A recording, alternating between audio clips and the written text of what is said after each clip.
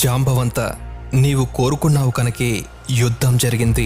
ఈ యుగంలో నేను చెయ్యని తప్పుకు నిందలు పడి మా కుటుంబం, నా బంధుమిత్రులు అవమాన భారాన్ని మోయాల్సి వస్తున్నది. నీవు ఈ శమంతకమణిని ఇస్తే అది శత్రాజిత్తుకి ఇచ్చి ఈ నింద నుండి విముక్తి పొందగలను అని అడుగుతాడు. నీవు అడిగినట్టే నిధితో పాటు నా కుమార్తె జాంబవతిని కూడా నీకే ఇస్తున్నాను స్వామి, తీసుకో అని చెప్పి జాంబవంతుడు మరణిస్తాడు. ఆ మణిని తీసుకుని శ్రీకృష్ణుడు సరాసరి శత్రాజిత్తు దగ్గరికి వెళ్లి జరిగిన విషయం మొత్తం వివరించి ఆ శమంతకమణిని శత్రాజిత్తుకే ఇచ్చేస్తాడు. దాంతో తాను చేసిన తప్పుని తెలుసుకున్న శత్రాజిత్తు సిగ్గుతో తలదించుకుంటాడు.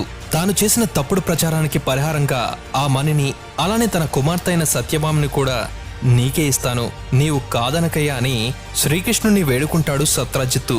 దాంతో శ్రీకృష్ణుడికి ఏం చేయాలో పాలుపోక ఆ మణిని సున్నితంగా తిరస్కరించి సత్యభామని మాత్రమే తనతో పాటు తీసుకువెళ్తాడు. ఆ తర్వాత